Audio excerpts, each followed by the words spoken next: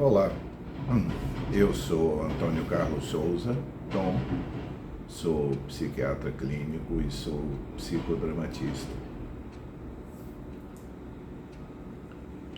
Das coisas gratificantes na medicina e particularmente em psiquiatria, que é minha área, é quanto eu aprendo com os pacientes, quantos pontos de vista deles acrescentam coisas para mim, outros vieses de observação.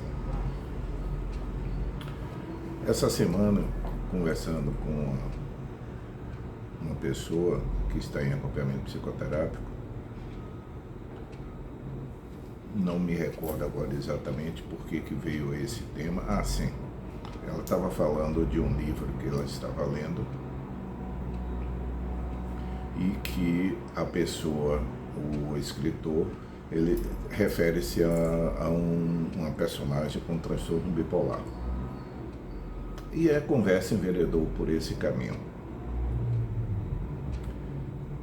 a respeito dos temores das pessoas em relação aos diagnósticos psiquiátricos. Vocês já me escutaram várias vezes dizer aqui por que eu sempre pergunto, em primeiro lugar, antes de qualquer coisa, ao paciente como ele se sente em vir a um consultório psiquiátrico. Essa é a minha primeira pergunta sempre, porque para mim é a definidora do rumo que nós vamos tomar. Porque, a grosso modo, todas as pessoas que vêm com uma fantasia negativa sobre a psiquiatria, com um temor, que se nós não trouxermos para a tona, para nós lidarmos a olho nu com ele, isso vai atrapalhar com certeza o acompanhamento e depois nós vamos dizer que esse paciente é resistente ao tratamento, não adere, etc. E aí, dentro da conversa, eu perguntei a ela: quais são os temores das pessoas em relação às doenças relacionadas ao corpo? E quando eu falo corpo, inclui até a neurologia, que é o cérebro enquanto entidade física. Quais são, em geral, as preocupações das pessoas?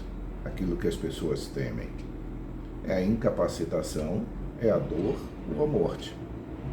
Não sei se há outra temor, mas me parece que esses três são basicamente aqueles que as pessoas temem em relação a o que pode acontecer com o meu corpo. Como nós temos esse viés não só de linguagem, mas que traduz também um ponto de vista existencial, que é nós nos referimos ao nosso corpo sempre com um possessivo, meu corpo, meu cérebro, meu neurônio, minha sinapse, meu dedão do pé. Então sempre nós estamos nos referindo ao corpo como se fosse uma propriedade de um outro alguém, que é o proprietário, que é nosso eu. Eu sou proprietário do meu corpo, seria talvez a versão completa. Então, quando as pessoas temem algo que possa acontecer com o seu corpo, eles temem em relação à incapacitação, à dor ou à morte. Mas as pessoas, quando se referem à psiquiatria, então, a neurologia, que lida com o cérebro, que é a entidade física, as pessoas têm o mesmo temor em relação ao coração, em relação a câncer, intestino grosso, ao cérebro, enquanto entidade física. Mas se nós for sugerido para alguém, vá a um psiquiatra, eu diria que quase a totalidade das pessoas vai responder com essa observação. Por que você acha que eu estou com algum problema mental? Você acha que eu estou doido? E todas as pessoas, quando embarcam no caminho de ida, o caminho físico mesmo, estou me referindo a caminhar e se dirigir ao consultório,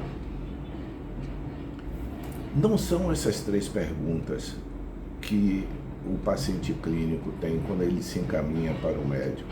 Meu Deus, será que o que eu tenho é incapacitante? Essa dor vai me piorar? Eu vou morrer? Não. Os pacientes que se encaminham para o psiquiatra, durante o trajeto, se nós formos fazer como no psicodrama, pedir para a pessoa reproduzir o trajeto, fazendo o que nós chamamos de solilóquio, ou seja, fazendo com que o pensamento seja transmitido verbalmente, aumentar o volume do pensamento para que nós possamos acompanhar como está sendo. Muito provavelmente o caminho das pessoas até o psiquiatra, até o consultório em si físico do psiquiatra, não se refere à dor, não se refere à finitude e não se refere à incapacitação física. Refere-se a uma outra coisa, que talvez seja mais delicada para a gente em psiquiatria, refere-se à identidade. Porque o grande temor das pessoas em relação às coisas psiquiátricas é deixar de ser ele. Inclusive em relação ao tratamento. Há muitas pessoas que usam essa observação para dizer que não querem tomar remédio, porque não querem deixar de ser quem são. Repare, quem tem uma gastrite, uma úlcera, tem um tumor, tem um infarte, ele não tem a sensação de que por ter isso e tratar disso, ele deixará de ser aquilo. Ele não deixará de ser ele porque fez uma ponte de safena depois de um infarte. Ele não deixará de ser ele se ele se tratar de uma bronquopneumonia. Todas as pessoas consideram que as doenças corporais, elas são acréscimos à pessoa. Mas quando nós nos referimos às famosas doenças mentais, e eu coloquei esse termo entre aspas, as pessoas estão se referindo a: e se eu deixar de ser eu? E se eu me comportar de um jeito que eu nunca me comportei? E se eu não me reconhecer? Todos os e se que as pessoas se referem quando se dirigem à psiquiatria, referem-se à possibilidade de não ser ele, não mais ser ele. E aí eu volto a frisar, que o possível tratamento daquilo que a pessoa esteja eventualmente se queixando, possa de alguma forma se traduzir por uma alteração da identidade da pessoa, do ser da pessoa. Como eu já disse várias vezes aqui, em relação à psiquiatria, as pessoas sempre usam o verbo ser. Em relação às outras doenças, em geral, é o verbo ter ou estar. As pessoas estão com febre, têm broncopneumonia, tiveram um infarte, têm um AVC, têm um câncer. Em relação à psiquiatria, o verbo corriqueiro que se usa é um verbo que está ligado à identidade, é o verbo ser. Então o que as pessoas dizem é: fulano de tal é bipolar, fulano de tal é aquele que foi e é esquizofrênico, é borderline, é neurótico, é ansioso, é deprimido. Então essa mudança na linguagem traduz uma perspectiva das pessoas em geral, da nossa cultura, em relação à possível perda de identidade. Porque é como se o RG da pessoa, repetindo uma imagem que eu já usei aqui, fosse acrescido ao RG normal da pessoa, mais um item, não é apenas o grupo sanguíneo, vai acrescentar o diagnóstico psiquiátrico. Por isso que o diagnóstico psiquiátrico é tão temido, porque ele se incorpora à identidade da pessoa. Ele passa a fazer parte da identidade da pessoa. Ele passa a ser um substantivo para ser chamado em lugar do nome da pessoa. É aquele doido, é aquele que tem toque, é aquele que é obsessivo, é aquele que é deprimido. Então, quando se sugere alguém, se encaminha alguém para um psiquiatra, se levanta uma tampa de uma caixa, é como se e várias vezes eu pergunto ao paciente: aqui está uma caixa onde está escrito, e é assim que o paciente diz: eu sou resistente a tomar remédio, eu sou resistente a fazer tratamento psiquiátrico. Eu peço a eles que considerem isso uma caixa que tem esse título: eu não gosto de tomar remédio psiquiátrico, eu sou resistente a tratamento psiquiátrico. E peço que abra essa caixa e olhe dentro. Porque esse é o título. E de tantas vezes repetido, dá a impressão que ela tem concretude.